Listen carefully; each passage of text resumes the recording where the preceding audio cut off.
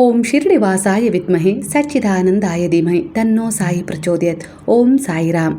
ಗುರುವಿನ ಆಶೀರ್ವಾದ, ಭಗವಂತನ ದಯೆ, ಕರುಣೆ, ಪ್ರೇಮದಲ್ಲಿ ನೀವು ಸಂರಕ್ಷಿಸಲ್ಪಡ್ತಾ ಇದ್ದೀರಾ. ಅದೇ ರೀತಿ ನಾನು ಕೂಡ ಪ್ರಾರ್ಥನೆಯನ್ನು ಮಾಡ್ತಾ ಇವತ್ತಿನ ರೀಡಿಂಗ್ ಶುರು ಮಾಡ್ತಾ ಇದ್ದೀನಿ. ಸ್ನೇಹಿತರೆ, ಎಂದಿನಂತೆ ಇದು ಒಂದು ಟೈಮ್ಲೆಸ್ ಜನರಲ್ ರೀಡಿಂಗ್ ಆಗಿರುತ್ತೆ. ಹಾಗೆ ಇದು ಕನೆಕ್ಟಿವ್ ಎನರ್ಜಿಲಿರುತ್ತೆ. ಯಾವ ಸಮಯದ ಎನರ್ಜಿ ಪ್ರಕಾರ ನೀವು ಈ ಎನರ್ಜಿಯ ರೀಡಿಂಗಿಗೆ ಕನೆಕ್ಟ್ ಆಗ್ತಿರೋ ಖಂಡಿತವಾಗಿ ಈ ಎನರ್ಜಿ ನಿಮ್ಮನ್ನು ಹೀಲ್ ಮಾಡುತ್ತೆ, ಗೈಡ್ ಮಾಡುತ್ತೆ, ಹಾಗೆ ಪ್ರೊಟೆಕ್ಟ್ ಕೂಡ ಮಾಡುತ್ತೆ. ಸರಿಯಾದ ತೀರ್ಮಾನಗಳನ್ನು ತಗೊಳ್ಳೋಕ್ಕೆ ಕೂಡ ಸಹಾಯ ಮಾಡುತ್ತೆ. ಹಾಗಾದರೆ ಈ ಎನರ್ಜಿಗೆ ನೀವು ಕನೆಕ್ಟ್ ಆಗಬೇಕಾದ್ರೆ ಗುರುವನ್ನು, ನೀವು ನಂಬಿದ ದೈವಶಕ್ತಿಯನ್ನು ಮನದಲ್ಲಿ ಸ್ಮರಣೆ ಮಾಡಿಕೊಂಡು ನಂಬಿಕೆಯಿಂದ ದೀರ್ಘವಾದ ಉಸಿರನ್ನು ನಿಧಾನವಾಗಿ ಒಳಗೆ ತಗೊಳ್ತಾ ನಿಧಾನವಾಗಿ ಆ ಉಸಿರನ್ನು ಹೊರಗೆ ಹಾಕ್ತಾ ಈ ರೀಡಿಂಗ್ನ ಎನರ್ಜಿಗೆ ಕನೆಕ್ಟ್ ಆಗಿ. ಖಂಡಿತವಾಗಿಯೂ ಗುರುವಿನ ಆಶೀರ್ವಾದದ ಬಲದಿಂದ ನಿಮ್ಮ ಜೀವನಕ್ಕೆ ಈ ಸಮಯದಲ್ಲಿ ಯಾವ ರೀತಿಯ ಪರಿಹಾರ ಬೇಕೋ ಖಂಡಿತ ಸಿಗುತ್ತೆ. ಮೊದಲನೇದಾಗಿ, ನಿಮ್ಮ ನಂಬಿಕೆ ಬಾಬಾರವರಲ್ಲಿ ತುಂಬ ದೃಢ ವಿಶ್ವಾಸದಿಂದ ಕೂಡಿದೆ. ಅವರಲ್ಲಿ ಸಂಪೂರ್ಣವಾದ ಶರಣಾಗತಿಯೊಂದಿಗೆ ಶರಣಾಗಿದ್ದೀರಾ. ಎಲ್ಲ ರೀತಿಯ ಸಂಬಂಧಗಳನ್ನು ನೀವು ಅವರಲ್ಲಿ ಕಾಣಲಿಕ್ಕೆ ಇಷ್ಟಪಡ್ತಾ ಇದ್ದೀರಾ. ಅಂದರೆ ನನಗೆಲ್ಲ ನೀವೇ ಈಗ ಅನ್ನೋ ರೀತಿಯಲ್ಲಿ ಭರವಸೆಯಿಂದ ಅವರಲ್ಲಿ ಶರಣಾಗಿದ್ದೀರಾ. ಹಾಗೆ ಅವರ ಧ್ವನಿಯಲ್ಲಿ ಸದಾ ಹೊತ್ತಿ ಉರಿಯುವ ಆ ಅಗ್ನಿ ಕೇವಲ ಬೆಂಕಿ ಅಲ್ಲ, ಅದು ಬಾಬಾರವರ ಕರುಣೆ, ಕ್ಷಮೆ, ಶರಣಾಗತಿ ಮತ್ತು ಆತ್ಮಶುದ್ಧಿಯ ಸಂಕೇತ ಆಗಿದೆ ಅನ್ನೋ ರೀತಿಯಲ್ಲಿ ಕಾಣಿಸ್ತಾ ಇದೆ. ಹಾಗಾಗಿ ಇಲ್ಲಿ ನಿಮ್ಮ ಅನೇಕ ರೀತಿಯ ಸಂದೇಹಗಳಾಗಿರ್ಬೋದು, ನೋವು ಆಗಿರ್ಬೋದು, ಅನಾರೋಗ್ಯದ ಸಮಸ್ಯೆ ಆಗಿರ್ಬೋದು, ಕಷ್ಟ ಆಗಿರ್ಬೋದು, ದುಃಖ ಆಗಿರ್ಬೋದು, ನಿಮ್ಮಲ್ಲೇ ಇರುವ ಅಂದರೆ ನಿಮ್ಮ ಬಗ್ಗೆನೇ ಇರುವ ಒಂದು ನಿರಾಸೆಯ ಕೋಪ ಆಗಿರ್ಬೋದು, ಎಲ್ಲ ರೀತಿಯ ನೋವುಗಳನ್ನು ನಾನು ಧ್ವನಿಯಲ್ಲಿ ಹಾಕಿ ಸುಡ್ತಾ ಇದ್ದೀನಿ. ಇದು ಕೇವಲ ಮಾತಲ್ಲ, ನನ್ನ ಭಕ್ತರ ಆತ್ಮಕ್ಕೆ ನಾನು ನೀಡುತ್ತಿರುವ ದೈವಿಕ ಭರವಸೆ ಅನ್ನೋ ರೀತಿಯಲ್ಲಿ ಗುರುವಿನಿಂದ ಒಂದು ಸಂದೇಶ ಸಿಗ್ತಾ ಇದೆ. ಹಾಗೆ ಇಲ್ಲಿ ನಿಮ್ಮ ಜೀವನದ ಒಂದು ಗಂಭೀರ ಆಧ್ಯಾತ್ಮಿಕ ಹಂತವನ್ನು ಇಲ್ಲಿ ಸೂಚಿಸ್ತಾ ಇದೆ. ಈ ಎನರ್ಜಿ ಯಾವ ರೀತಿ ಕನೆಕ್ಟ್ ಆಗ್ತಾ ಇದೆ ಅಂದರೆ, ನೀವೀಗ ಅನುಭವಿಸುತ್ತಿರುವ ನೋವು ವ್ಯರ್ಥ ಅಲ್ಲ. ದೇವರು ನಿಮ್ಮ ಆತ್ಮವನ್ನು ಹೊಸ ತಿರುವಿಗೆ ಕೊಂಡೊಯ್ಯುತ್ತಿರುವ ದಾರಿಯಾಗಿದೆ. ನಿಮ್ಮನ್ನು ಸಿದ್ಧಗೊಳಿಸ್ತಾ ಇದ್ದಾರೆ ಅನ್ನೋ ರೀತಿಯಲ್ಲಿ ಕಾಣಿಸ್ತಾ ಇದೆ.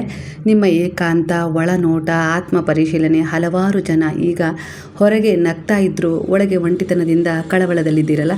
ಯಾರಿಗೂ ಹೇಳಲಾಗದ ನೋವು, ತೂಕದಂಥ ಮನಸ್ಸಿನ ಮೇಲೆ ಕುಳಿತಿರುವ ಭಯ, ಭವಿಷ್ಯದ ಬಗ್ಗೆ ಅನುಮಾನ, ಸಂಬಂಧಗಳಲ್ಲಿ ದೂರವಾಗಿರುವ ಭಾವನೆ, ಇವೆಲ್ಲವೂ ಇಲ್ಲಿ ಒಂದು ಹರ್ಮಿಟ್ ಎನರ್ಜಿಯನ್ನು ಕೊಡ್ತಾ ಇದೆ. ಆದರೆ ಇಲ್ಲಿ ಇವೆಲ್ಲವೂ ಕೂಡ ನಕಾರಾತ್ಮಕವಲ್ಲ. ಇದು ಬಾಬಾರವರು ಕೈ ಹಿಡಿದು ಆತ್ಮದೊಳಗೆ ನಡೆಯುವ ಪ್ರಯಾಣ. ಕೆಲವೊಮ್ಮೆ ದೇವರು ಜನರನ್ನು ಜನಸಮೂಹದಿಂದ ದೂರ ಮಾಡ್ತಾರೆ. ಅಂದರೆ ಅವರ ಆತ್ಮದ ಧ್ವನಿಯನ್ನು ಅವರು ಕೇಳಬೇಕಾಗಿರುತ್ತದೆ. ಹಾಗಾಗಿ ಕೆಲವೊಂದ್ಸರಿ ಭೌತಿಕ ಸಂಬಂಧಗಳ ವಿಚಾರದಲ್ಲಿ ನಿಮ್ಮನ್ನು ದೂರ ಮಾಡಲ್ಪಡುತ್ತೆ. ಇದು ಭಗವಂತನ ಒಂದು ಯೋಜನೆ ಕೂಡ ಆಗಿರುತ್ತೆ. ದುನಿಯ ಅಗ್ನಿಯಲ್ಲಿ ಬಾಬಾರವರು ನಿಮ್ಮ ಎಲ್ಲ ರೀತಿಯ ಕೆಟ್ಟ ಕರ್ಮಗಳನ್ನು, ಭಯವನ್ನು, ಆತಂಕವನ್ನು ಸುಡ್ತಾ ಇದ್ದಾರೆ. ಹಾಗೆ ನಿಮ್ಮ ಸುತ್ತ ಹೆಣೆದಿರುವ ಶತ್ರುಗಳ ಒಂದು ನಕಾರಾತ್ಮಕ ಪ್ರಭಾವವೂ ಕೂಡ ಅದರಲ್ಲಿ ಸುಡ್ತಾ ಇದ್ದಾರೆ ಅನ್ನೋ ರೀತಿಯಲ್ಲಿ ಹೇಳ್ತಾ ಇದ್ದಾರೆ ಇಲ್ಲಿ. ಯಾಕಂದರೆ ದುನಿಯ ಅಗ್ನಿ ಕೇವಲ ಪಾಪವನ್ನು ಅಲ್ಲ, ಆತ್ಮವನ್ನು ಕಾಡುವ ಭಯಗಳನ್ನೂ ಕೂಡ ಸುಡುತ್ತೆ ಅನ್ನೋ ರೀತಿಯಲ್ಲಿ ನಿಮಗೆ ಗುರುವಿನಿಂದ ಒಂದು ನೇರವಾಗಿ ಮೆಸೇಜ್ ಸಿಗ್ತಾ ಇದೆ. ಹಾಗೆ ಇಲ್ಲಿ ಕೆಲಸದಲ್ಲಿ ವಿಳಂಬ ಕಾಣಿಸ್ತಾ ಇದೆಯಲ್ಲ, ಸಂಬಂಧಗಳಲ್ಲಿ ಅರ್ಥವಾಗದ ರೀತಿಯಲ್ಲಿ ಒಂದು ದೂರ, ಅಂತರ ಕಾಣಿಸ್ತದೆ. ಮನಸ್ಸಿನಲ್ಲಿ ಗೊಂದಲ ಇದೆ. ಏನು ಮಾಡಿದರೂ ನಿಮಗೆ ಇದರಲ್ಲಿ ಪರಿವರ್ತನೆಯೂ ಸಿಗ್ತಾ ಇಲ್ಲ, ಫಲನೂ ಸಿಗ್ತಾ ಇಲ್ಲ, ಪರಿಸ್ಥಿತಿಗಳು ಕೂಡ ಬದಲಾಗ್ತಾ ಇಲ್ಲ.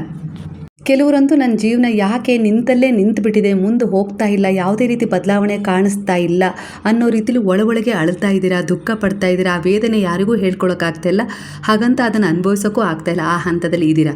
ಆದರೆ ಇಲ್ಲಿ ನೀವು ನಂಬಿದ ಗುರುವು ಯಾವ ರೀತಿ ಹೇಳ್ತಿದ್ದಾರೆ ಅಂದರೆ, ನಿನ್ನ ಜೀವನ ನಿಂತಿಲ್ಲ, ನಾನು ನಿನ್ನ ಆತ್ಮವನ್ನು ಹೊಸ ದಾರಿಗಾಗಿ ತಯಾರಿಸ್ತಾ ಇದ್ದೀನಿ, ನಿನ್ನನ್ನು ಸಿದ್ಧಗೊಳಿಸ್ತಾ ಇದ್ದೀನಿ, ಒಂದು ವಿಶೇಷವಾದ ಜೀವನಕ್ಕಾಗಿ ನಿನ್ನನ್ನು ಅರ್ಹನಾಗಿಸ್ತಾ ಇದ್ದೀನಿ, ನಿನ್ನ ಜೀವನದಲ್ಲಿದ್ದ ಅನೇಕ ರೀತಿಯ ನೋವುಗಳಿಗೆ ಅಂತ್ಯ ಕೊಡ್ತಾ ಇದ್ದೀನಿ, ಹೊಸ ಒಂದು ಅಧ್ಯಾಯದ ಪ್ರಾರಂಭವಾಗ್ತಾ ಇದೆ ನಿನ್ನ ಜೀವನದಲ್ಲಿ, ನಂಬಿಕೆ ಇಡು ನಿನ್ನ ಸಾಯಿಯ ಮೇಲೆ ಅನ್ನೋ ರೀತಿಯಲ್ಲಿ ಹೇಳ್ತಿದ್ರೆ ಒಂದು ತ್ಯಾಗದ ಸಂಕೇತ. ಕೆಲವು ಬಾರಿ ಭಗವಂತ ನಿಮ್ಮಿಂದ ಕೆಲವು ಆಸೆಗಳನ್ನು ಕಿತ್ಕೊಳ್ತಾರೆ. ಹಾಗಂತ ಯಾಕಂದರೆ ನಿಮ್ಮ ಆತ್ಮಕ್ಕೆ ಅದಕ್ಕಿಂತ ದೊಡ್ಡ ಆಶೀರ್ವಾದ ಸಿದ್ಧವಾಗ್ತಾ ಇರುತ್ತೆ. ಯಾಕಂದರೆ ಈಗ ನೀವು ಆಯ್ಕೆ ಮಾಡ್ಕೊಂಡಿದ್ದು ಅದು ಎಲ್ಲೋ ಭವಿಷ್ಯದಲ್ಲಿ ನಿಮಗೆ ನೋವು ಕೊಡ್ತಾ ಇರುತ್ತೆ, ಇಲ್ಲ ಅದು ಸರಿಯಾದ ಆಯ್ಕೆ ಆಗಿರೋದಿಲ್ಲ, ಎಲ್ಲ ಒಂದು ಕರ್ಮದ ಒಂದು ಪಾಠವೂ ಆಗಿರುತ್ತೆ. ಎಲ್ಲ ರೀತಿಯಲ್ಲೂ ಒಂದು ನಿಮಗೆ ತಪ್ಪಿಸುವ ರೀತಿಯಲ್ಲಿ ಬಾಬಾರವರು ಸ್ವಲ್ಪ ನೀವೇನನ್ನು ಆರಿಸ್ಕೊಂಡಿರ್ತೀರಲ್ಲ ಅದನ್ನು ಕಿತ್ಕೊಳ್ಳೋದಾಗಿರ್ಬೋದು, ಆಸೆಗಳನ್ನು ದೂರ ಮಾಡೋದಾಗಿರ್ಬೋದು, ಬೇಗನೆ ಅದು ಸಿಗದೇ ಇರೋ ರೀತಿಲಾಗಿರ್ಬೋದು, ಈ ರೀತಿ ಮಾಡ್ತಾ ಇದ್ದಾರೆ. ಅಂದರೆ ದೊಡ್ಡ ಮಟ್ಟದಲ್ಲಿ ಅವರ ಆಶೀರ್ವಾದ ನಿಮಗೋಸ್ಕರ ಒಂದು ಸಿದ್ಧತೆಯನ್ನು ಮಾಡ್ತಾ ಇದೆ ಅನ್ನೋ ರೀತಿಯಲ್ಲಿ ಕಾಣಿಸ್ತದೆ. ಹಾಗಾಗಿ ನೀವು ಹಿಡಿದುಕೊಂಡಿರುವ ನೋವು ಆಗಿರ್ಬೋದು, ಕೋಪ ಆಗಿರ್ಬೋದು, ಅಹಂಕಾರ ಆಗಿರ್ಬೋದು, ಹಳೆಯ ಕೆಲವು ನೆನಪುಗಳಾಗಿರ್ಬೋದು, ಇವೆಲ್ಲವೂ ಆತ್ಮವನ್ನು ಭಾರವಾಗಿಸ್ತಾ ಇದ್ದಾವೆ, ನಿಮ್ಮ ಆತ್ಮವನ್ನು ಭಾರವಾಗಿಸ್ತಾ ಇದ್ದಾವೆ. ನೀವು ಮುಂದೆ ಹೋಗದಂತೆ ಈ ವಿಚಾರಗಳು ತಡೀತಾ ಇದ್ದಾವೆ. ಅದಕ್ಕಾಗಿಯೇ ಬಾಬಾ ಹೇಳ್ತಾ ಹೇಳ್ತಾ ಇದ್ದಾರೆ, ಅದನ್ನೆಲ್ಲ ನನ್ನ ಧ್ವನಿಯಲ್ಲಿ ಹಾಕಿಬಿಡು ನಂಬಿಕೆ ಇಟ್ಟು. ಒಬ್ಬ ಭಕ್ತನು ದುನಿಯ ಮುಂದೆ ನಿಂತು ತನ್ನ ನೋವನ್ನು, ಮನಸ್ಸಿನಲ್ಲಿ ಇರುವ ಎಲ್ಲ ರೀತಿಯ ವೇದನೆಗಳನ್ನು, ಆತನ ಕರ್ಮಗಳನ್ನು, ತಿಳಿದೋ ತಿಳಿಯದೆ ಮಾಡಿರುವ ತಪ್ಪುಗಳನ್ನು ನನ್ನ ದುನಿಯ ಒಳಗೆ ಪಶ್ಚಾತ್ತಾಪಪಟ್ಟು ಹಾಕಿದರೆ ಖಂಡಿತ ಆತ ಒಳಗೆ ಹಗುರವಾಗಲು ಪ್ರಾರಂಭಿಸುತ್ತಾನೆ. ಯಾಕಂದರೆ ಅಗ್ನಿ ಒಂದು ಪರಿವರ್ತನೆಯ ಶಕ್ತಿ. ಹಳೆಯದು ಸುಟ್ಟಾಗ ಮಾತ್ರ ಹೊಸ ಬೆಳಕು ಹುಟ್ಟುತ್ತೆ, ನೆಮ್ಮದಿಯ ದಾರಿ ಕಂಡುಕೊಳ್ಳೋಕ್ಕೆ ಸಾಧ್ಯ ಆಗುತ್ತೆ ಅನ್ನೋ ರೀತಿಯಲ್ಲಿ ನೇರವಾಗಿ ಗುರುವಿನಿಂದ ಭರವಸೆ ಸಿಗ್ತಾ ಇದೆ. ನೀವು ನಿಮ್ಮ ನಂಬಿಕೆಗೆ ಅನುಸಾರವಾಗಿ ನಿಮಗೆ ನೇರವಾಗಿ ಬಾಬಾರವರೇ ಇಲ್ಲಿ ಒಂದು ದೈವಿಕ ಸಂದೇಶವನ್ನು ಕೊಡ್ತಾ ಇದ್ದಾರೆ. ಹಾಗೆ ಒಂದು ದೈವಿಕ ಸಮಾಪ್ತಿ. ಈ ಕಾರ್ಡ್ ಯಾವ ರೀತಿ ಒಂದು ಮೆಸೇಜನ್ನು ಇಲ್ಲಿ ಕೊಡ್ತಾ ಇದೆ ಅಂದರೆ, ನಿಮ್ಮ ಕಷ್ಟಗಳು ಅಂತ್ಯದಲ್ಲಿ ಕೃಪೆ ಕಾಯ್ತಾ ಇದೆ. ಅಂದರೆ ಕಷ್ಟಗಳ ಅಂತ್ಯದಲ್ಲಿ, ದುಃಖಗಳ ಅಂತ್ಯದಲ್ಲಿ, ಸಮಸ್ಯೆಯ ಅಂತ್ಯದಲ್ಲಿ ಒಂದು ಕೃಪೆ ಇದೆ ಭಗವಂತನದ್ದು. ಈಗ ನೀವು ಅನುಭವಿಸುತ್ತಿರುವ ಗೊಂದಲ ಶಾಶ್ವತವಲ್ಲ. ದುನಿಯಲ್ಲಿ ಸುಟ್ಟ ಪ್ರತಿಯೊಂದು ಕಣ್ಣೀರು ಆಶೀರ್ವಾದವಾಗಿ ಮರಳಿ ಬರುತ್ತೆ. ಕೆಲವರು ಕಳೆದ ಕೆಲವು ತಿಂಗಳುಗಳಿಂದ ತುಂಬ ಮಾನಸಿಕ ಒತ್ತಡದಲ್ಲಿರ್ಬೋದು, ಕೆಲವರಿಗೆ ಯಾರೋ ಮೋಸ ಮಾಡಿದ ನೋವು ಇರ್ಬೋದು, ಕೆಲವರು ಕುಟುಂಬಕ್ಕಾಗಿ ಮೌನವಾಗಿ ಕಷ್ಟ ಅನುಭವಿಸ್ತಾ ಇರ್ಬೋದು, ಕೆಲವರು ರಾತ್ರಿ ಮಲಗುವಾಗಲೂ ಮನಸ್ಸು ಶಾಂತಿ ಇಲ್ಲದೆ ಕಣ್ಣೀರನ್ನು ಹಾಕ್ತಾ ಮಲಗ್ತಾ ಇರ್ಬೋದು. ಒಟ್ಟಾರೆಯಾಗಿ ಈ ಎಲ್ಲ ನೋವುಗಳನ್ನು ನೀವು ದುನಿಯಲ್ಲಿ ಹಾಕಿ ಈಗ ನಿಶ್ಚಿಂತೆಯಿಂದ ಪಶ್ಚಾತ್ತಾಪಪಟ್ಟು ಕೆಲವೊಂದು ವಿಚಾರಗಳಿಗೆ ನೀವು ಮುಂದೆ ಹೋಗಬೇಕು ಅಂತ ತೀರ್ಮಾನ ತಗೊಂಡಿದ್ದೀರಾ. ಖಂಡಿತ ಇಲ್ಲಿ ಯಾವ ರೀತಿ ಒಂದು ಎನರ್ಜಿ ಬರ್ತಾ ಇದೆ ಅಂದರೆ, ಈಗ ನಿಮ್ಮ ಆತ್ಮ ಶುದ್ಧೀಕರಣದ ಹಂತದಲ್ಲಿದೆ. ಹಾಗಾಗಿ ಈ ತೀರ್ಮಾನವನ್ನು ನೀವು ತಗೊಳ್ತಾ ಇದ್ದೀರಾ. ಖಂಡಿತ ಅದಕ್ಕೆ ಸಹಾಯ ಸಿಗ್ತಾ ಇರೋದು ಗುರುವಿನ ಶರಣದಲ್ಲಿ ಹೋಗಿದ್ದೀರಾ. ಅವರ ಒಂದು ದುನಿಯ ಅಗ್ನಿಕುಂಡ ಕೂಡ ನಿಮಗೆ ತೆರೀತಾ ಇದೆ. ಅಂದರೆ ಅದರಲ್ಲಿ ನಿಮ್ಮ ಪಾಪಗಳನ್ನು, ಕರ್ಮಗಳನ್ನು, ನೋವುಗಳನ್ನು, ದುಃಖಗಳನ್ನು ಹಾಕ್ಬೋದು ನೀವು ನಿಶ್ಚಿಂತೆಯಿಂದ. ಗುರುವು ನಾನು ಆ ಭಾರವನ್ನು ಸ್ವೀಕರಿಸ್ತೀನಿ, ಅದರಲ್ಲಿ ಸುಡ್ತೀನಿ, ನಿನಗೆ ಹೊಸ ದಾರಿಯನ್ನು ತೆರೆದುಕೊಳ್ಳುವ ಅವಕಾಶವನ್ನು ಕೊಡ್ತೀನಿ ಅನ್ನೋ ರೀತಿಯಲ್ಲಿ ನಿಮಗೆ ಒಂದು ಮೆಸೇಜ್ ನೇರವಾಗಿ ಗುರುವಿನ ಆಶೀರ್ವಾದದ ಮೂಲಕ ಸಿಗ್ತಾ ಇದೆ. ಈಗಿದೆಯೋ ಇಲ್ಲೋ ನಿಮ್ಮಲ್ಲಿ ಅಹಂಕಾರ, ಅಹಂ ಅನ್ನೋದು, ಇಲ್ಲ ನಾನು ಮಾಡಿದೆ ಅನ್ನೋದು, ಎಲ್ಲೋ ಒಂದು ರೀತಿಯಲ್ಲಿ ಅತಿಯಾದ ಹಿಡಿತವನ್ನು ಕೆಲವೊಂದು ವಿಚಾರಗಳು, ಆಧ್ಯಾತ್ಮಿಕ ಪಯಣ ಆಗಿರ್ಬೋದು, ನೀವು ಮಾಡ್ತಾ ಇರುವ ಸೇವೆಗಳಾಗಿರ್ಬೋದು, ನಿಮ್ಮಿಂದ ದೂರ ತಳ್ಳಿದೆ, ಬಿಡಿಸ್ತಾ ಇದೆ ಆ ರೀತಿಯ ಒಂದು ಬಂಧನದಿಂದ. ಬ್ಲೆಸ್ಸಿಂಗ್ ಕಾರ್ಡ್ ಯಾವ ರೀತಿ ನಿಮಗೆ ಇಲ್ಲೊಂದು ಮೆಸೇಜ್ ಕೊಡ್ತಾ ಇದೆ ಅಂದರೆ, ಜೀವನಕ್ಕೆ ಹೊಸ ಬೆಳಕನ್ನು ತರಲು ಇಲ್ಲಿ ನಿಮ್ಮ ಕರ್ಮ ಸಿದ್ಧತೆಯನ್ನು ಮಾಡ್ಕೊಂಡಿದೆ. ನೀವು ಬಾಬಾರವರ ಮಂದಿರಕ್ಕೆ ಹೋಗಿ ದುನಿಯ ಸೇವೆಯನ್ನು ಮಾಡ್ತಾ ಇದ್ದೀರಾ ಅಂದರೆ ಖಂಡಿತ ಇಲ್ಲ ಮಾಡಬೇಕು ಅಂತ ಅಂದ್ಕೊಂಡಿದ್ದೀರಿ, ಇಲ್ಲ ಮಾಡದೇ ಇದ್ದರೂ ಮಾಡಿ ಅಂತಲೂ ಕೂಡ ಇಲ್ಲಿ ಸೂಚನೆ ಸಿಗ್ತಾ ಇದೆ. ದುನಿಯಲ್ಲಿ ಒಂದು ಅಂದರೆ ದುನಿ ಅನ್ನೋದು ಒಂದು ಆಧ್ಯಾತ್ಮಿಕ ಚಿಕಿತ್ಸೆ ಇದ್ದ ಹಾಗೆ. ಬಾಬಾರವರು ತನ್ನ ಭಕ್ತರಿಗಾಗಿ ಹೇಳುವಂತೆ ಒಂದು ಚಿಕಿತ್ಸೆ ಇದಾಗಿರುತ್ತೆ. ನೀವು ಎಲ್ಲವನ್ನ ಒಬ್ಬನೇ ಹೊತ್ಕೊಳ್ಬೇಕಾಗಿಲ್ಲ, ನಿನ್ನ ನೋವನ್ನು ನನಗೂ ಕೂಡ ಕೊಡು ಅನ್ನೋ ರೀತಿಲಿ ಈ ಒಂದು ಸೇವೆಯನ್ನು ಮಾಡಿಸಿ ಅನ್ನೋ ರೀತಿಲಿ ಬರ್ತದೆ. ದುನಿಯ ಸೇವೆ ಅಂತ ಅಂದರೆ ಕೆಲವರಿಗೆ ಗೊತ್ತಾಗೋದಿಲ್ಲ. ಬಾಬಾರವರ ಮಂದಿರದಲ್ಲಿ ಒಂದು ದುನಿ ಸೇವೆ, ಅಗ್ನಿಯನ್ನು ಪ್ರಜ್ವಲಿಸಲಾಗುತ್ತೆ. ಅಂದರೆ ಅದು ಶಿರ್ಡಿಯಲ್ಲಿ ಬಾಬಾರವರು ಇದ್ದಾಗಿನಿಂದ ಒಂದು ಅಗ್ನಿಯನ್ನು ಪ್ರಜ್ವಲಿಸಿ ಅಗ್ನಿಕುಂಡದಲ್ಲಿ ಅಗ್ನಿಯನ್ನು ಉರಿಸಲಾಗುತ್ತೆ. ಅದರಲ್ಲಿ ಬಾಬಾರವರು ಸ್ವಯಂ ಅವರು ಇದ್ದಾಗಲೇ ಹೇಳಿದರು, ಇದರಲ್ಲಿ ಎಲ್ಲ ರೀತಿಯ ನನ್ನ ಭಕ್ತರ ಪಾಪಗಳನ್ನು, ಕರ್ಮಗಳನ್ನು ನಾನು ದಿನನಿತ್ಯ ಸುಡ್ತೀನಿ ಅನ್ನೋ ರೀತಿಲಿ ಬಾಬಾರವರು ಅದರ ಮುಂದೆ ಕುಳಿತು ಯಾವಾಗಲೂ ದುನಿಯನ್ನು ಉರಿಸ್ತಾನೆ ಇದ್ದರು. ನಂತರ ಅದೇ ಬೂದಿಯನ್ನು ಜನರಿಗೆ ಸಂಜೀವಿನಿಯ ರೂಪದಲ್ಲಿ ಅವರ ಕಷ್ಟ, ದುಃಖ, ಸಮಸ್ಯೆಗಳ ಪರಿಹಾರಾರ್ಥವಾಗಿ ಕೊಡ್ತಾ ಇದ್ರು. ಈಗಲೂ ಕೂಡ ಅದು ಹಾಗೇ ಉರಿತಾ ಇದೆ. ಅವರು ಪ್ರಜ್ವಲಿಸಿದ ಅಗ್ನಿ ಅಲ್ಲಿ ಶಿರ್ಡಿಯಲ್ಲಿ ಉರಿತಾ ಇದೆ. ಅದೇ ಒಂದು ಅಗ್ನಿಯನ್ನು ಶಿರ್ಡಿಗೆ ಹೋಗಿ ಕೆಲವರು ಅದನ್ನು ತಗೊಂಡು ಬಂದು ಇಲ್ಲಿ ಶಿರ್ಡಿ ಬಾಬಾರವರ ಮಂದಿರ ಕಟ್ಸಿರ್ತಾರಲ್ಲ, ಅಲ್ಲೊಂದು ದುನಿಯನ್ನು ಮಾಡಿ ಅಲ್ಲಿಗೆ ಆ ಅಗ್ನಿಯನ್ನು ಹಾಕಿ ಅಲ್ಲಿ ಕೂಡ ಅದನ್ನು ಪ್ರಜ್ವಲಿಸ್ತಾ ಇರ್ತಾರೆ. ಅಲ್ಲೂ ಕೂಡ ಕಾಣದ ರೀತಿಯಲ್ಲಿ ಬಾಬಾರವರು ಕುಳಿತು ಆ ಅಗ್ನಿಯನ್ನು ಪ್ರಜ್ವಲಿಸ್ತಾ ಇರ್ತಾರೆ. ಅಲ್ಲಿಯೂ ಕೂಡ ಜನರು ತಮ್ಮ ಕಷ್ಟ ದುಃಖಗಳನ್ನು ಹೊತ್ತು ಆ ದುನಿಯ ಮುಂದೆ ಕುಳಿತು ಪ್ರಾರ್ಥನೆಯನ್ನು ಮಾಡಿಕೊಂಡು ದುನಿಯ ಪೂಜೆಯನ್ನು ಮಾಡಿಸ್ಬೋದು. ಕೆಲವೊಂದು ದೇವಸ್ಥಾನಗಳಲ್ಲಿ ಇರುತ್ತೆ, ಕೆಲವೊಂದು ದೇವಸ್ಥಾನಗಳಲ್ಲಿ ಇರೋದಿಲ್ಲ. ಎಲ್ಲಿ ದುನಿಯ ಸೇವೆ ಇದೆಯೋ ಅಲ್ಲಿ ಹೋಗಿ ಮಾಡಿಸಿ. ಖಂಡಿತ ಅಲ್ಲೊಂದು ರಿಸಿಪ್ಟ್ ತಗೊಂಡು ಪೂಜೆಗೆ ಒಂದು ದಿನ ಗೊತ್ತು ಮಾಡಿಕೊಂಡು, ದುನಿ ಅಂದರೆ ಕಾಯಿ ಮತ್ತು ಅದಕ್ಕೆ ತುಪ್ಪ ಹಾಕಿ ಒಂದು ಕೈಯಲ್ಲಿ ಹಿಡಿದು ಸಂಕಲ್ಪ ಮಾಡಿಸಿ ನಿಮ್ಮ ಎಲ್ಲ ರೀತಿಯ ನೋವು ದುಃಖಗಳನ್ನು ಹೇಳಿಕೊಂಡು ಅದನ್ನು ಅಗ್ನಿಗೆ ಸಮರ್ಪಣೆ ಮಾಡಬೇಕು. ನಂತರ ನಿಮ್ಮ ಎಲ್ಲ ರೀತಿಯ ಕಷ್ಟಗಳಿಗೆ ಪರಿಹಾರ ಸಿಗೋದು ನಿಮಗೆ ಕಾಣ್ತಾ ಹೋಗುತ್ತೆ. ಒಂದೊಂದಾಗಿ ಬಾಬಾರವರು ನಿಮ್ಮ ಜೊತೆ ಇದ್ದು ಈ ರೀತಿಯ ಸೇವೆಯನ್ನು ಮಾಡಿಸ್ತಾರೆ. ಇದು ಸ್ವಯಂ ಬಾಬಾರವರೇ ತನ್ನ ಭಕ್ತರಿಗಾಗಿ ಮಾಡ್ತಾ ಇರುವ ದುನಿ, ಅಂದರೆ ಒಂದು ಆಧ್ಯಾತ್ಮಿಕ ಚಿಕಿತ್ಸೆ ಆಗಿರುತ್ತೆ. ಹಾಗೆ ಕೆಲವೊಮ್ಮೆ ನೀವು ದೇವರನ್ನು ಪ್ರಾರ್ಥನೆ ಮಾಡುವಾಗಲೂ ಒಳಗೆ ಭಯ ನಿಮ್ಮನ್ನು ಹಿಡಿದಿಟ್ಟಿರುತ್ತೆ. ನನ್ನ ಜೀವನ ಸರಿಯಾಗ್ತದಾ, ನನ್ನ ಸಂಬಂಧ ಉಳಿತದಾ, ನನಗೆ ಶಾಂತಿ ಸಿಗ್ತದಾ, ನಾನು ಅಂದ್ಕೊಂಡಿದ್ದಾಗತ್ತಾ, ನನ್ನ ಮಕ್ಕಳ ಜೀವನ ಸುಧಾರಿಸುತ್ತಾ, ನಾನು ಅಂದ್ಕೊಂಡ ರೀತಿಯಲ್ಲಿ ನನ್ನ ಮಕ್ಕಳಿಗೆ ಒಂದು ಒಳ್ಳೆಯದಾಗತ್ತಾ, ನಾನು ಕಂಡ ಕನಸು ನನಸಾಗತ್ತಾ ಎಂಬ ಪ್ರಶ್ನೆಗಳು ಕಾಡ್ತಾನೆ ಇರ್ತವೆ. ಆದರೆ ದುನಿಯ ಅಗ್ನಿ ಹೇಳುವುದು ಭಯವನ್ನು ಬಿಡು, ವಿಶ್ವಾಸವನ್ನು ಹಿಡಿದುಕೋ ಅನ್ನೋ ರೀತಿಯಲ್ಲಿ ನಿಮಗೆ ಒಂದು ವಿಶ್ವಾಸವನ್ನು ತುಂಬಿಸುವ ಕೆಲಸ ಮಾಡುತ್ತೆ ಈ ಸೇವೆ. ಇವರ ಎನರ್ಜಿಗೆ ದುನಿಯಾ ಸೇವೆ ಅಂದರೆ ಏನು ಅಂತ ಹೇಳಿ ಗೊಂದಲ ಇತ್ತೇನೋ, ಅದಕ್ಕೋಸ್ಕರ ಈ ಎನರ್ಜಿ ಇಲ್ಲಿ ಬಂದು ನಿಮಗೆ ಈ ಸಂದೇಶ ಸಿಗಬೇಕಾಗಿತ್ತು. ಇಲ್ಲ ಕೆಲವರು ಈ ರೀತಿಯ ಸಮಸ್ಯೆಗಳಲ್ಲಿದ್ದರೆ ಅದನ್ನು ಕಳ್ಕೊಳ್ಳೋಕ್ಕೆ ಆ ಗುರುವೇ ನಿಮಗೆ ದಾರಿ ತೋರಿಸ್ತಾ ಇರ್ಬೋದು. ನಾನು ಇದ್ದೀನಿ, ನನ್ನ ಜೊತೆ ಬಾ, ಈ ಒಂದು ನಾನು ಮಾಡ್ತಾ ಇರುವ ಒಂದು ಆಧ್ಯಾತ್ಮಿಕ ಚಿಕಿತ್ಸೆಯಲ್ಲಿ ಪಾಲ್ಗೊಳ್ಳು ಅನ್ನೋ ರೀತಿಯಲ್ಲಿ ನಿಮಗೆ ಒಂದು ಸಂದೇಶವನ್ನು ಕೊಡ್ತಾ ಇರ್ಬೋದು. ಹಾಗೆ ನಿಮ್ಮ ಜೀವನದಲ್ಲಿ ಈಗ ಏನಾದರೂ ದೂರವಾಗ್ತಾ ಇದೆ, ಅದು ಶಿಕ್ಷೆ ಅಲ್ಲ, ಶುದ್ಧೀಕರಣ. ಕೆಲವರು ನಿಮ್ಮ ಜೀವನದಿಂದ ದೂರ ಹೋಗ್ಬೋದು, ಕೆಲವು ಆಸೆಗಳು ತಡ ಆಗ್ಬೋದು, ಈಡೇರದೇ ಇರ್ಬೋದು, ಕೆಲವು ಬಾಗಿಲುಗಳು ಮುಚ್ಚಿರುವ ಅನುಭವ ಆಗ್ಬೋದು. ಆದರೆ ಅದೇ ಸಮಯದಲ್ಲಿ ದೈವಿಕವಾಗಿ ಹೊಸ ದಾರಿಯನ್ನು ಗುರುವು ತೆರೆದುಕೊಡ್ತಾರೆ. ನಂಬಿಕೆ ಇಡಬೇಕಷ್ಟೇ. ದುನಿ ಅಂದರೆ ಅಂತ್ಯವಲ್ಲ, ದುನಿ ಅಂದರೆ ಪುನರ್ಜನ್ಮ. ಅಂದರೆ ಬೆಂಕಿ, ಆ ದುನಿಯ ಬೆಂಕಿ ಉರಿತಾ ಇದೆ ಅಂದರೆ ಅದರಲ್ಲಿ ನಿಮ್ಮ ಎಲ್ಲ ರೀತಿಯ ಸಮಸ್ಯೆಗಳನ್ನು ಅರ್ಪಣೆ ಮಾಡಿದ್ರೆ ಅದು ನಿಮ್ಮ ಕಷ್ಟ ದುಃಖಗಳಿಗೆ ಅಂತ್ಯ ಕೊಡುತ್ತೆ. ನಿಮ್ಮ ಮುಂದಿನ ಜೀವನ ಸುಖಕರವಾದ ನೆಮ್ಮದಿಯ ದಡವನ್ನು ಸೇರಬೇಕು ಅಂತ ಇದೆಯಲ್ಲ, ಅದಕ್ಕೆ ಅಂತ್ಯ ಅಲ್ಲ, ಅದಕ್ಕೆ ಒಂದು ಪುನರ್ಜನ್ಮವನ್ನು ಕೊಡುತ್ತೆ. ಅಗ್ನಿಯಲ್ಲಿ ಹಳೆಯ ಕರ್ಮ, ಹಳೆಯ ನೋವು, ಹಳೆಯ ಭಯ ಸುಟ್ಟು ಹೋಗುವಾಗ ಆತ್ಮ ಮತ್ತೆ ಬೆಳಗಲು ಪ್ರಾರಂಭಿಸುತ್ತೆ. ಆದ್ದರಿಂದ ಅಂದರೆ ನೀವು ನಿಮ್ಮಲ್ಲೇ ಇರುವ ಒಂದಿಷ್ಟು ಕೆಲವು ಗೊಂದಲಗಳು, ಸಂದೇಹಗಳು, ಭಯಗಳು ಇವೆಲ್ಲವನ್ನು ಗುರುವು ಸಮರ್ಪಣೆ ಮಾಡ್ಕೊಳ್ತೀನಿ, ನನ್ನ ಶರಣದಲ್ಲಿ ಬಂದು ಅವುಗಳನ್ನು ಸಮರ್ಪಣೆ ಮಾಡು ಅಂದಾಗ ನೀವು ಅವನ್ನ ಕೊಡ್ಬೋದಲ್ವಾ. ಕೊಟ್ಟು ನಿಶ್ಚಿಂತೆಯಿಂದ ಅವುಗಳಿಂದ ಹೊರಗೆ ಬಂದು ಭಗವಂತ ನನಗೆ ದಾರಿ ಮಾಡಿಕೊಟ್ರು ಗುರು ಅನ್ನೋ ರೀತಿಯಲ್ಲಿ ಗುರುವಿಗೆ ಒಂದು ಕೃತಜ್ಞತೆಯನ್ನು ಸಲ್ಲಿಸುವ ಮೂಲಕ ಹೊಸ ಜೀವನವನ್ನು ಪ್ರಾರಂಭ ಮಾಡಲಿಕ್ಕೆ ಇದು ಒಂದು ಅವಕಾಶವನ್ನು ಕೊಡ್ತಾ ಇದ್ದಾರೆ. ಇದೊಂದು ರೀತಿಯ ಚಿಕಿತ್ಸೆ ಆಗಿರುತ್ತೆ. ಹಾಗಾಗಿ ಪ್ರತಿಯೊಬ್ಬರಿಗೂ ಬಾಬಾರವರು ಹೇಳ್ತಾ ಇರೋದು, ನೀವೀಗ ಕತ್ತಲಲ್ಲಿ ಇದ್ದರೂ ನಿಮ್ಮೊಳಗೆ ಬೆಳಕು ಹುಡ್ತಾ ಇದೆ. ಯಾಕಂದರೆ ನಾನು ನಿಮ್ಮ ಜೊತೆಗಿದ್ದೀನಿ, ಗುರುವಾಗಿ ಬೆಳಕಾಗಿ ನಾನೇ ನಿಮ್ಮ ಜೊತೆಗಿದ್ದೀನಿ. ನಿಮ್ಮ ಕಣ್ಣೀರು ಯಾವುದೂ ಕೂಡ ಪ್ರಯತ್ನ ಕೂಡ ವ್ಯರ್ಥ ಆಗಲಿಕ್ಕೆ ನಾನು ಬಿಡೋದಿಲ್ಲ. ನನ್ನ ದುನಿಯಲ್ಲಿ ನಿನ್ನ ನೋವನ್ನು ಬಿಟ್ಟು ಬಿಡು ಅಂದರೆ ಹಾಕ್ಬಿಡು, ನಾನು ಅದನ್ನು ಆಶೀರ್ವಾದವಾಗಿ ಪರಿವರ್ತಿಸಿ ನಿನಗೆ ಕೊಡ್ತೀನಿ ಅನ್ನೋ ರೀತಿಯಲ್ಲಿ ಮೆಸೇಜ್ ಬರ್ತಾ ಇದೆ. ಇದೇ ದುನಿಯಾ ಬೂದಿಯನ್ನು, ಭಸ್ಮವನ್ನು ಅಂದರೆ ಬಾಬಾರವರು ಆಗ ಅವರ ಕೈಯಾರ ಸ್ಪರ್ಶ ಮಾಡಿದ ಈ ಅಗ್ನಿಯ ಕುಂಡವನ್ನು, ಅದರಲ್ಲಿ ಸಿಗುವ ವಿಭೂತಿಯನ್ನೇ ನಾವೀಗ ಉದಿಯ ರೂಪದಲ್ಲಿ ಬಳಸ್ತಾ ಇರೋದು. ಅಂದರೆ ಹಣೆಗೆ ಧಾರಣೆ ಮಾಡ್ಕೊಳ್ಳೋದು, ಪ್ರಸಾದವಾಗಿ ಸೇವಿಸ್ತಾ ಇರೋದು, ಅದರ ಚಮತ್ಕಾರಗಳನ್ನು ನೀವು ಜೀವನದಲ್ಲಿ ಕಾಣುವಂತಾಗಿರೋದು. ಇದು ಯಾರಿಗೆ ಅನುಭವ ಆಗಿದೆ ಆ ಉದಿಯ ಬಗ್ಗೆ ಅವರಿಗೆ ಗೊತ್ತಿರುತ್ತೆ. ಕೆಲವರು ಈ ಹೊಸದಾಗಿ ನೋಡ್ತಾ ಇರೋರಿಗೆ ಗೊತ್ತಾಗೋದಿಲ್ಲ. ಹಾಗಾಗಿ ನಾನು ಇದನ್ನು ವಿಸ್ತಾರವಾಗಿ ತಿಳಿಸಿದ್ದೀನಿ. ತಿಳಿಸೋವಂಥ ಸಮಯ ಬಂದಿದೆ, ಹಾಗಾಗಿ ನಾನು ಅದನ್ನು ವಿಸ್ತಾರವಾಗಿ ತಿಳಿಸಿದ್ದೀನಿ. ಅರ್ಧ ಬರ್ಧ ವಿಚಾರ ನಾವು ತಿಳಿಸಿದರೆ ಅದು ಒಂದು ಅಸತ್ಯಕ್ಕೆ ಸಮಾನವಾಗಿಬಿಡುತ್ತೆ. ಹಾಗಾಗಿ ಇಲ್ಲಿ ನಾನು ಪೂರ್ಣ ಸತ್ಯವನ್ನೇ ನಿಮಗೆ ತಿಳಿಸ್ತಾ ಇದ್ದೀನಿ. ದುನಿಯಾ ಬಗ್ಗೆ ಒಂದು ವಿಚಾರವನ್ನು ಸಂಪೂರ್ಣವಾಗಿ ತಿಳಿಸಿದ್ದೀನಿ. ದುನಿಯಾ ಸೇವೆ ಬೆಂಗಳೂರಲ್ಲೂ ಕೂಡ ಕೆಲವು ಮಂದಿರಗಳಲ್ಲಿ ದುನಿಯಾ ಸೇವೆ ಇದೆ, ಮಂಡ್ಯದಲ್ಲಿದೆ ಅನಿಸುತ್ತೆ. ನೀವು ಹೋದರೆ ಖಂಡಿತವಾಗಿ ಅಲ್ಲಿ ಒಂದು ದಾವಣಗೆರೆಯಲ್ಲೂ ಕೂಡ ಇದೆ. ಒಂದು ರಿಸಿಪ್ಟ್ ತೊಗೊಂಡು ಅಲ್ಲಿ ದುನಿಯಾ ಸೇವೆಯನ್ನು ಮಾಡಿಸ್ಬೇಕು ಅಂತ ನಾವು ಇದ್ದೀವಿ ಅನ್ನೋ ರೀತಿಯಲ್ಲಿ ನಿಮ್ಮ ಎಲ್ಲ ರೀತಿಯ ಸಮಸ್ಯೆಗಳನ್ನು ಹೇಳಿಕೊಂಡು ಬಾಬಾರವರ ಎದುರಿಗೆ ಒಂದು ಕ್ಷಮೆಯನ್ನು ಯಾಚಿಸ್ತಿರೋ, ಇಲ್ಲ ಯಾವುದಾದ್ರೂ ಸಮಸ್ಯೆಗಳಿಗೆ ಪರಿಹಾರವನ್ನು ಯಾಚಿಸ್ತಿರೋ, ಒಟ್ಟಾರೆಯಾಗಿ ನಾನು ಹಿಂದಿನ ಜನ್ಮದಲ್ಲಾಗಿರ್ಬೋದು, ಹಿಂದೆ ಆಗಿರ್ಬೋದು, ನನ್ನಿಂದ ಆದ ತಪ್ಪುಗಳಿಗೆ ಕ್ಷಮೆ ಇರಲಿ, ನನಗೆ ಹೊಸದೊಂದು ದಾರಿಯನ್ನು ತೋರಿಸಿ ಅನ್ನೋ ರೀತಿಯಲ್ಲಿ ಪಶ್ಚಾತ್ತಾಪ ಪಟ್ಟು ನೀವು ಖಂಡಿತವಾಗಿಯೂ ದುನಿಯಾ ಸೇವೆಯನ್ನು ಮಾಡಿಸ್ಬೋದು.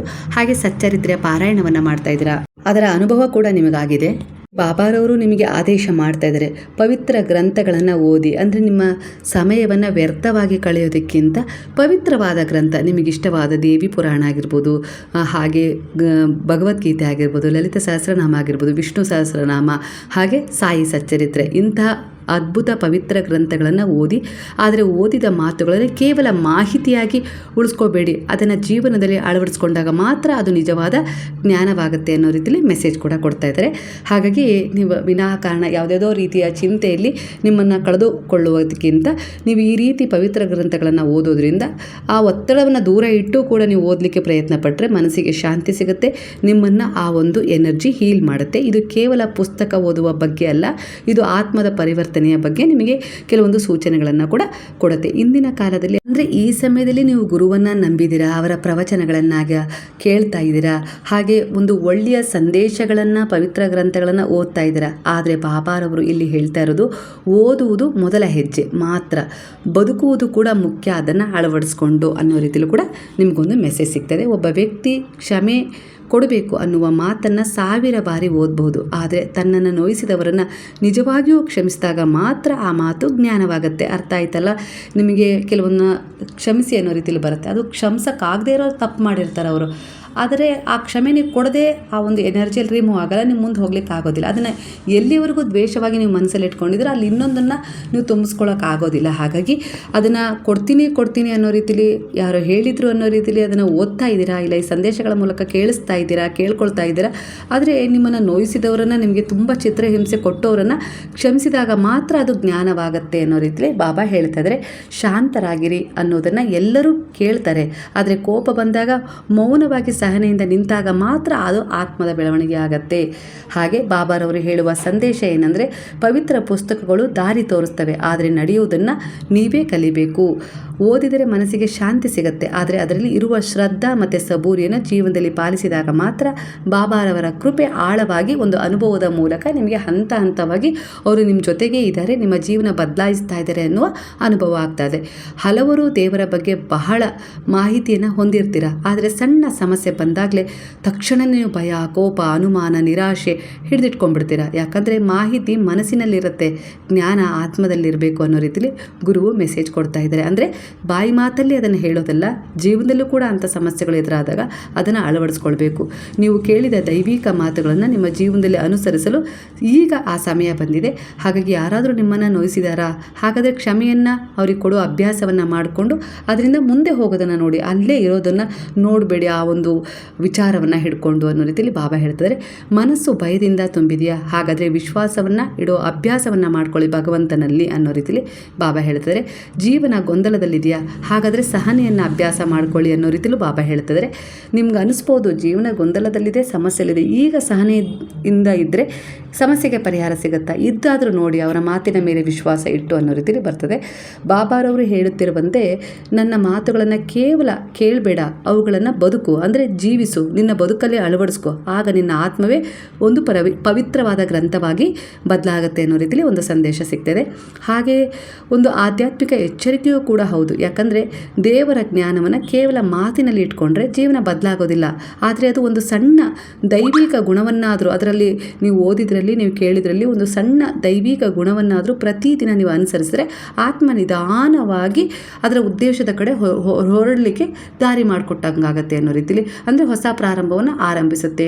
ನೀವೇನು ಕನಸ್ಕೊಂಡಿದ್ದೀರಲ್ಲ ಅದನ್ನು ಪೂರ್ಣಗೊಳಿಸ್ಕೊಳ್ಳೋಕ್ಕೆ ಅದು ನಿಧಾನವಾಗಿ ಒಂದೊಂದೇ ಹೆಜ್ಜೆ ಇಡುತ್ತೆ. ಎಲ್ಲಿವರೆಗೂ ಆತಂಕ, ಸಂದೇಹದ ಕೆಲವೊಂದು ವಿಚಾರಗಳನ್ನು ಹಿಡಿದಿಟ್ಕೊಂಡಿರ್ತಾರೋ ಅದೇ ಬ್ಲಾಕೇಜ್ ಮಾಡ್ತಾ ಇರುತ್ತೆ ನೀವು ಮುಂದೆ ಹೋಗಲಿಕ್ಕೆ, ನಿಮ್ಮ ಭಾಗ್ಯದಲ್ಲಿರೋದನ್ನು ಪಡ್ಕೊಳ್ಳೋಕ್ಕೆ ಅನ್ನೋ ರೀತಿಯಲ್ಲಿ. ಇಲ್ಲಿ ಒಂದು ಸಂದೇಶನೇ, ಇದು ಟ್ಯಾರೋ ಕಾರ್ಡ್ನ ವಿಚಾರ ಇವತ್ತು ಸಂದೇಶವಾಗಿ ಸಿಗ್ತಾ ಇದೆ. ನಿಮಗೆ ಇದರ ಅವಶ್ಯಕತೆ ಇತ್ತು ಅನಿಸುತ್ತೆ, ಒಂದು ಮನಸ್ಸಿಗೆ ಈ ಒಂದು ಸಂದೇಶ. ಹಾಗಾಗಿ ಇಲ್ಲಿ ಸಂದೇಶದ ರೂಪದಲ್ಲಿ ಬಾಬಾ ಕೊಡ್ತಾ ಇದ್ದಾರೆ. ನೀವು ಯಾವುದೇ ರೀತಿ ಒಂದು ಪುಣ್ಯ ಗ್ರಂಥವನ್ನು ಓದ್ತಾ ಇದ್ದೀರಾ ಅಂದರೆ ಓದಿದ ಪ್ರತಿಯೊಂದು ಪವಿತ್ರವಾದ ಮಾತು ನಿಮ್ಮ ನಡೆ ನುಡಿಯಲ್ಲಿ ಕಾಣಿಸ್ಬೇಕು. ಆಗ ದೇವರನ್ನು ಹುಡುಕಬೇಕಾಗೋದಿಲ್ಲ. ದೇವರು ಬೆಳಕು, ಅಂದರೆ ಆ ಬೆಳಕಿನ ರೂಪದಲ್ಲಿ ಯಾವಾಗಲೂ ಸದಾ ನಿಮ್ಮ ಜೊತೆಯಲ್ಲಿ ಸಕಾರಾತ್ಮಕ ಶಕ್ತಿಯಾಗಿ ಬಲ ತುಂಬತಾನೆ ಸಾಕ್ತಾ ಇರ್ತಾರೆ ಅನ್ನೋ ರೀತಿಯಲ್ಲಿ ಗುರುವು ನಿಮಗೆ ಹೇಳ್ತಾ ಇದ್ದಾರೆ. ಅಂದರೆ ಇವತ್ತಿನ ಎನರ್ಜಿಯ ಪ್ರಕಾರ ಈ ಸಂದೇಶ ಸಿಗ್ತಾ ಇದೆ ಅಂದರೆ ಇದು ಕೇವಲ ಸಂತೋಷ ಪಡುವ ಸಂದೇಶವಾಗಿರೋದಿಲ್ಲ, ಕೊಡುವ ಸಂದೇಶನೂ ಆಗಿರೋದಿಲ್ಲ.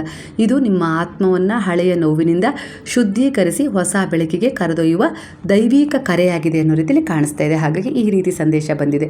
ಅಂದರೆ ಕೆಲವೊಂದು ಸರಿ ಕೆಲವು ಎನರ್ಜಿಯ ಪ್ರಕಾರ ಈಗ ವಾಸ್ತವದಲ್ಲಿ ಪ್ರಸ್ತುತ ಭಾವನೆಗಳಿಗೆ ಹೇಗಿರುತ್ತೋ ಆ ರೀತಿ ಎನರ್ಜಿಗೆ ಕನೆಕ್ಟ್ ಆದರೆ ಕೆಲವೊಂದು ಸರಿ ನಿಮ್ಮ ಅಂತರಾಳದಲ್ಲಿ ಈ ವಿಚಾರ ಇರುತ್ತೆ, ಆದರೆ ಅದನ್ನು ಹೊರಗೆ ತರಲಿಕ್ಕೆ ಆಗ್ತಾ ಇರೋದಿಲ್ಲ. ಭೌತಿಕ ಮಾಯೆಯ ಮೋಹದಲ್ಲಿ ಕೆಲವೊಂದು ಸಾರಿ ನೀವು ಒಳಪಟ್ಟಿರೋದ್ರಿಂದ ಈ ರೀತಿ ಆಗೋದಿಲ್ಲ. ಹಾಗಾಗಿ ಇದೊಂದು ಬೆಳಕಿಗೆ ನಿಮ್ಮನ್ನು ಕರೆದೊಯ್ಯುವ ದೈವಿಕ ಕರೆ ಅನ್ನೋ ರೀತಿಯಲ್ಲಿ ಸಂದೇಶ ಕಾಣಿಸ್ತದೆ. ಇಂದಿನ ಕಾಲದಲ್ಲಿ ಹಲವರು ಹೊರಗೆ ನಗ್ತಾ ಬದುಕ್ತಾ ಇದ್ದೀರಾ, ಆದರೆ ಒಳಗೆ ಹಳೆಯ ಘಟನೆಗಳು, ಹಳೆಯ ನೋವುಗಳು, ಹಳೆಯ ವಂಚನೆಗಳು, ಯಾರೋ ಹೇಳಿದ ಮಾತುಗಳು, ಕಳೆದು ಹೋದ ಸಂಬಂಧಗಳು, ಮೋಸ, ನಿರ್ಲಕ್ಷ್ಯ, ವಿಫಲತೆ ಇವೆಲ್ಲವನ್ನ ಮನಸ್ಸಿನೊಳಗೆ ಹೊತ್ತುಕೊಂಡೇ ಬದುಕ್ತಾ ಇದ್ದೀರಾ.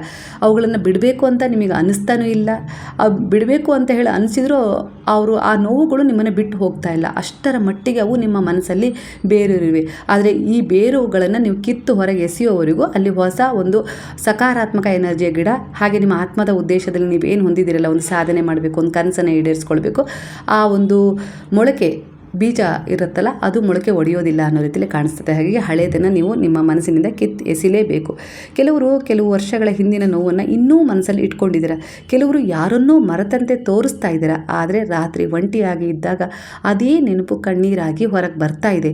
ಈ ಎನರ್ಜಿ ಯಾಕೆ ಈಗ ಬರ್ತಾ ಇದೆ ಅಂದರೆ ಬಹಳ ಜನರ ಆತ್ಮ ಹೊಸ ಅಧ್ಯಾಯಕ್ಕೆ ಹೋಗಲು ಸಿದ್ಧವಾಗಿದೆ, ಆದರೆ ಹಳೆಯ ಭಾರವನ್ನು ಹಿಡಿದುಕೊಂಡಿರೋದ್ರಿಂದ ಅವರ ಆತ್ಮ ಮುಕ್ತವಾಗ್ತಾ ಇಲ್ಲ, ಹೊಸದ್ರ ಕಡೆ ಹೋಗಲಿಕ್ಕೆ ಇದೇ ಬ್ಲಾಕೇಜ್ ಉಂಟಾಗ್ತಾ ಇದೆ ರೀತಿಯಲ್ಲಿ ಕಾಣಿಸ್ತಾ ಇದೆ. ನೀವು ಇದನ್ನು ನಿಮ್ಮ ಒಂದು ವ್ಯಕ್ತಿಗತವಾದ ಪ್ರಸ್ತುತ ಭಾವನೆಗಳಿಗೆ ಡಿವೈಡ್ ಮಾಡಿಕೊಡ್ರಿ. ಯಾಕಂದರೆ ಇದೊಂದು ಜನರಲ್ ರೀಡಿಂಗ್ ಆಗಿರುತ್ತೆ. ನಾನು ಅದನ್ನು ಕಾರ್ಡ್ಗಳನ್ನು ಎಲ್ಲ ರೀತಿಯ ಮಿಶ್ರಣ ಮಾಡಿಕೊಂಡು ಒಂದೇ ರೀತಿಯ ಸಂದೇಶದ ರೂಪದಲ್ಲಿ ಕೊಡ್ತಾ ಇದ್ದೀನಿ.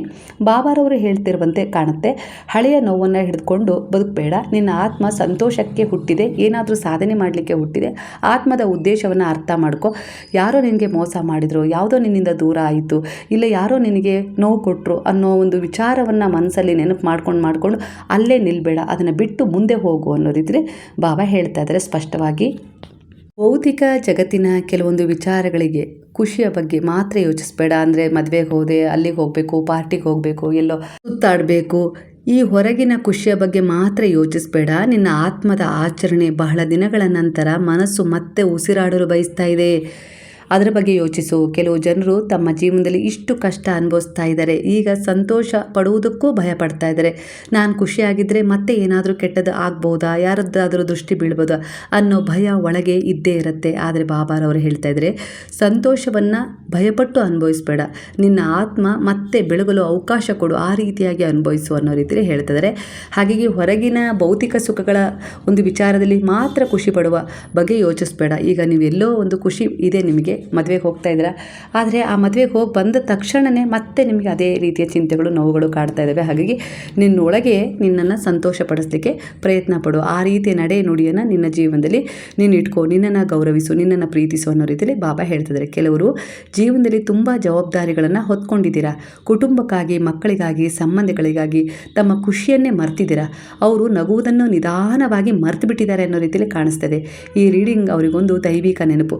ನಿನ್ನ ಜೀವನ ಕೇವಲ ಕಷ್ಟ ಅನುಭವಿಸಲು ಬಂದಿಲ್ಲ, ಹಳೆಯ ನೋವುಗಳನ್ನು ಹಿಡಿದಿಟ್ಕೊಂಡು ಆತ್ಮ ನಿಧಾನವಾಗಿ ದಣಿತಾ ಇದೆ. ಅದಕ್ಕಾಗಿಯೇ ಈಗ ನೀನು ಕ್ಲೈನ್ಸ್ ಆಗುವ ಸಮಯ ಬಂದಿದೆ. ನಿನ್ನನ್ನು ನೀನು ಶುದ್ಧ ಮಾಡ್ಕೋ, ನಿನ್ನ ಒಳ್ಳೊಳ್ಳೆಯ ಮೆಮೊರೀಸನ್ನು ನೀನೀಗ ಅಪ್ಡೇಟ್ ಮಾಡ್ಕೋ. ಅಂದರೆ ಮನಸ್ಸಲ್ಲಿ ಆ ಒಂದು ವಿಚಾರಗಳನ್ನು ಅನುಭವಿಸು, ಸಂತೋಷವಾಗಿರು, ನೀನು ಸಂತೋಷವಾಗಿರು. ಬರೀ ಕೇವಲ ಬೇರೆಯವರಿಗೋಸ್ಕರನೇ ಸಂತೋಷ ಕೊಡೋದು, ಸಂತೋಷ ಅವರಿಗೆ ಏನೆಲ್ಲ ಮಾಡಬೇಕು ಅದನ್ನೆಲ್ಲ ಮಾಡೋದ್ರ ಜೊತೆಗೆ ನೀನು ದಣಿದಿದೆಯಾ. ಈಗ ನಿನ್ನ ಆತ್ಮ ತುಂಬ ದಣಿತಾ ಇದೆ, ಈಗ ನಿನಗೋಸ್ಕರ ಏನಾದರೂ ಮಾಡ್ಕೋ, ಅದಕ್ಕೊಂದು ಒಳ್ಳೆಯ ಮೆಮೊರೀಸ್ ಕೊಡು, ಹಳೆಯದ ಒಂದು ಆ ದಣಿವು ನಿವಾರಣೆ ಆಗೋ ಹಾಗೆ ನೋಡ್ಕೋ. ಅಂದರೆ ನಿನ್ನ ಮನಸ್ಸಲ್ಲಿರುವ ದುಗುಡ, ಭಯ, ಆತಂಕ, ಅನಿವಾರ್ಯತೆ, ಕೆಲವು ನೋವು ಏನು ಹಿಡ್ಕೊಂಡಿದ್ದಿಲ್ಲ ಅವೆಲ್ಲವನ್ನು ಬಿಟ್ಟುಬಿಡು ಅನ್ನೋ ರೀತಿಯಲ್ಲಿ ಬಾಬಾ ನಿಮಗೆ ಹೇಳ್ತಿದ್ದಾರೆ. ನೀನು ಯಾವಾಗ ಆ ದಣಿವಿನಿಂದ ಹೊರಗೆ ಬರ್ತೀಯೋ ಆಗ ನಿನ್ನ ಜೀವನ ನಿನಗೆ ಏನು ತೋರಿಸುತ್ತೆ ಅಂದರೆ ಎಲ್ಲದೂ ಸಂತೋಷವಾಗಿದೆ ಅನ್ನೋದನ್ನು ತೋರಿಸುತ್ತೆ. ಕೆಲವು ನೆನಪುಗಳು ವಿಷದಂತೆ ಮನಸ್ಸಿನೊಳಗೆ ಉಳಿದಿದ್ದಾವೆ. ಯಾರೋ ಮೋಸ ಮಾಡಿದ ಕ್ಷಣ, ಯಾರೋ ಬಿಟ್ಟು ಹೋದ ದಿನ, ನಿನ್ನನ್ನು ಅರ್ಥ ಮಾಡಿಕೊಳ್ಳದ ಜನರು, ನೀವು ಎಷ್ಟೇ ಒಳ್ಳೆಯವರಾಗಿದ್ದರೂ ಮೌಲ್ಯ ಕೊಡದ ಸಂಬಂಧಗಳು, ಬೆಲೆಯನ್ನು ಕೊಡದ ಸಂಬಂಧಗಳು, ಇವೆಲ್ಲವೂ ಆತ್ಮದ ಶಕ್ತಿಯನ್ನು ಕಡಿಮೆ ಮಾಡಿದ್ದಾವೆ.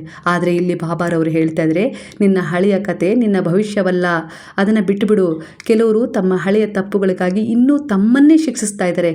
ನೀವು ನಿಮ್ಮನ್ನೇ ಶಿಕ್ಷೆ ಕೊಡ್ತಾ ಇದ್ದೀರಾ. ಅವ್ರು ಮಾಡಿದ ತಪ್ಪಿಗೆ ನೀವು ನಿಮ್ಮಲ್ಲೇ ಆ ವಿಚಾರಗಳನ್ನ ಇಟ್ಕೊಂಡು ಕೊರಗ್ತಾ ನಿಮಗೆ ನೀವೇ ಶಿಕ್ಷೆ ಕೊಡ್ಕೊಳ್ತಾ ಇದ್ದೀರಾ ಅನ್ನೋ ರೀತಿಯಲ್ಲಿ ಬರ್ತದೆ.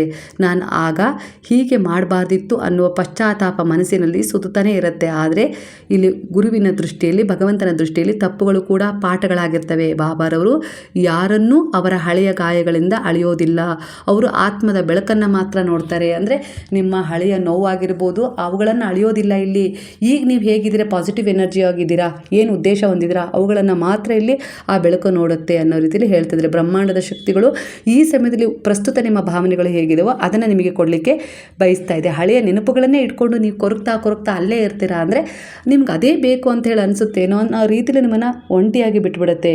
ಅದೇ ನೀವು ಪ್ರಸ್ತುತ ಭಾವನೆಗಳೊಂದಿಗೆ ಹೊಸ ಯೋಜನೆಗಳನ್ನು ಮಾಡ್ತಾ ಜೀವನದಲ್ಲಿ ಆ ಒಂದು ನೆಗೆಟಿವ್ ಎನರ್ಜಿಯನ್ನು ಪಾಸಿಟಿವ್ ಎನರ್ಜಿಯಾಗಿ ಬದಲಾಯಿಸ್ಕೊಂಡು ಮುಂದೆ ಹೋಗು ಅನ್ನೋ ರೀತಿಯಲ್ಲಿ, ಅಂದರೆ ನಿನ್ನ ಮನಸ್ಸನ್ನು ಶುದ್ಧೀಕರಿಸ್ಕೊಳ್ಬೇಕು ಅನ್ನೋ ರೀತಿಯಲ್ಲಿ ಬಾಬಾ ಹೇಳ್ತಿದ್ದಾರೆ. ಯಾರ ಮೇಲಾದರೂ ಕೋಪ ಇದೆಯಾ, ಅದನ್ನು ಬಿಟ್ಟುಬಿಡು. ಯಾರು ನಿನಗೆ ಮಾಡಿದ ನೋವು ಇನ್ನೂ ನಿನ್ನೊಳಗೆ ಇದೆಯಾ, ಅದನ್ನು ನನ್ನ ಪಾದಗಳಲ್ಲಿ ಇಟ್ಟುಬಿಡು. ಹಳೆಯ ಸಂಬಂಧದ ನೆನಪು ಇನ್ನೂ ಕಾಡ್ತಾ ಇದೆಯಾ, ಅದನ್ನು ಪ್ರೀತಿಯಿಂದ ಬಿಟ್ಟುಬಿಡು. ಯಾಕಂದರೆ ಹೊಸ ಆಶೀರ್ವಾದಗಳು ಹಳೆಯ ನೋವಿನಿಂದ ತುಂಬಿದ ಹೃದಯದಲ್ಲಿ ಉಳಿಯಲು ಸಾಧ್ಯವಿಲ್ಲ ಅನ್ನೋ ರೀತಿಯಲ್ಲಿ ಎಚ್ಚರಿಸ್ತಾ ಇದ್ದಾರೆ. ಹಾಗಾಗಿ ಸೆಲೆಬ್ರೇಟ್, ಅಂದರೆ ನಿಮ್ಮ ಜೀವನದಲ್ಲಿ ಚಿಕ್ಕ ಸಂತೋಷಗಳನ್ನು ಮತ್ತೆ ಅನುಭವಿಸಲು ಪ್ರಾರಂಭಿಸು. ಸೂರ್ಯೋದಯ ನೋಡಿ ಮನಸ್ಸಿಗೆ ಇಷ್ಟವಾದ ಹಾಡನ್ನು ಕೇಳು. ದೇವರ ಮುಂದೆ ಮೌನವಾಗಿ ಕುಳಿತು ಪ್ರಾರ್ಥನೆಯನ್ನು ಮಾಡು. ನಿನಗಿಷ್ಟವಾದದ್ದನ್ನು ನೆನಪು ಮಾಡು.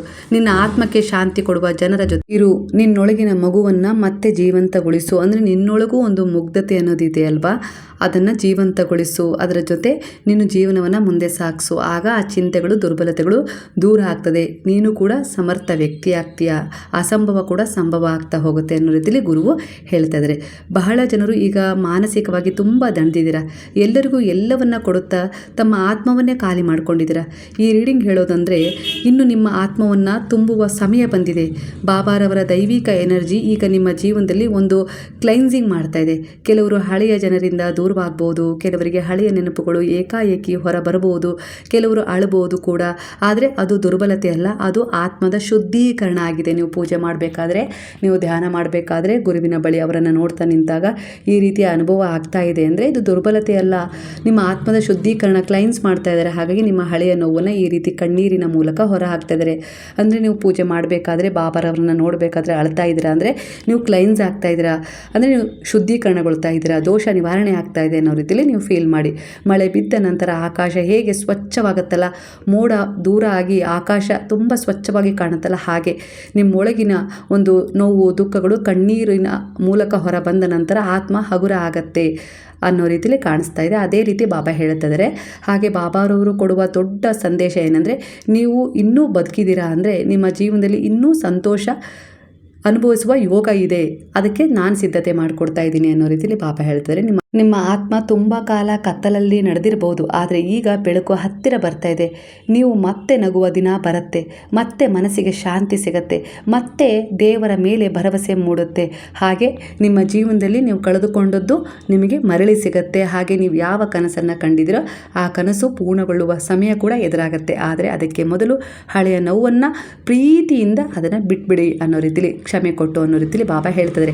ಕೊನೆಯಲ್ಲಿ ಇಲ್ಲಿ ನಿಮ್ಮ ಬಾಬಾರವರಿಂದ ಒಂದು ಯಾವ ರೀತಿ ನಿಮ್ಮ ಆತ್ಮಕ್ಕೆ ಒಂದು ಸಂದೇಶ ಸಿಗ್ತಾ ಇದೆ ಅಂದರೆ, ನಿನ್ನ ಹಳೆಯ ಕಣ್ಣೀರುಗಳನ್ನು ನಾನು ನೋಡಿದ್ದೀನಿ, ಈಗ ನೀನು ನಗುವನ್ನು ನೋಡಲು ಸಮಯ ಬಂದಿದೆ.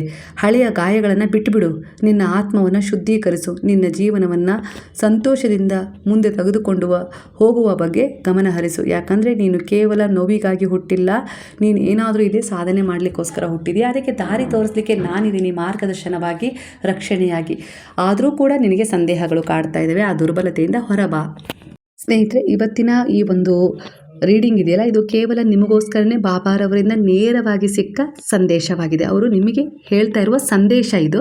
ನಿಮ್ಮ ಈಗಿನ ಎನರ್ಜಿ, ನಿಮ್ಮ ಮನಸ್ಥಿತಿ ಹೇಗಿದೆಯೋ ಅದಕ್ಕೆ ಅನುಗುಣವಾಗಿ ನೀವು ನಂಬಿದ ದೇವರು, ನೀವು ನಂಬಿದ ಗುರುವು ನಿಮ್ಮ ಎನರ್ಜಿಗೆ ಕನೆಕ್ಟ್ ಆಗಿ ನಿಮ್ಮನ್ನು ಹೀಲ್ ಮಾಡ್ತಾ ಇದ್ದಾರೋ, ಇಲ್ಲ ನಿಮ್ಮನ್ನು ಗೈಡ್ ಮಾಡ್ತಾ ಇದ್ದಾರೋ, ಇಲ್ಲ ನಿಮ್ಮನ್ನು ಪ್ರೊಟೆಕ್ಟ್ ಮಾಡ್ತಾ ಇದ್ದಾರೋ, ಇಲ್ಲ ನಿಮ್ಮನ್ನು ಸಮತೋಲನದ ಹಾದಿಗೆ ತರ್ತಾ ಇದ್ದಾರೋ, ಒಟ್ಟಾರೆಯಾಗಿ ಈ ರೀತಿಯಾದ ಒಂದು ದಿವ್ಯವಾದ ದೈವಿಕ ಸಂದೇಶ ನಿಮ್ಮ ಬಳಿ ಈ ರೀತಿಯಾಗಿ ಬಂದಿದೆ. ಈ ಒಂದು ಸಂದೇಶವನ್ನು ನೀವು ಸಂಪೂರ್ಣವಾಗಿ ಸ್ವೀಕರಿಸಿದ್ದೇ ಆದರೆ ಸಾಯಿರಾಮ್ ಅಂತೇಳಿ ಕಮೆಂಟ್ ಮಾಡೋದನ್ನು ಮರಿಬೇಡಿ. ಹಾಗಾದರೆ ಎಲ್ಲರೂ ಸೇರಿ ಹೇಳೋಣವಾ? ಹರೇ ರಾಮ ರಾಮ ರಾಮ ಹರೇ ಹರೇ, ಹರೇ ಕೃಷ್ಣ ಕೃಷ್ಣ ಕೃಷ್ಣ ಹರೇ ಹರೇ, ಹರೇ ಸಾಯಿ ಸಾಯಿ ಸಾಯಿ ಹರೇ ಹರೇ, ಹರೇ ಬಾಬಾ ಬಾಬಾ ಬಾಬಾ ಹರೇ ಹರೇ, ಹರೇ ದತ್ತ ದತ್ತ ದತ್ತ ಹರೇ ಹರೇ.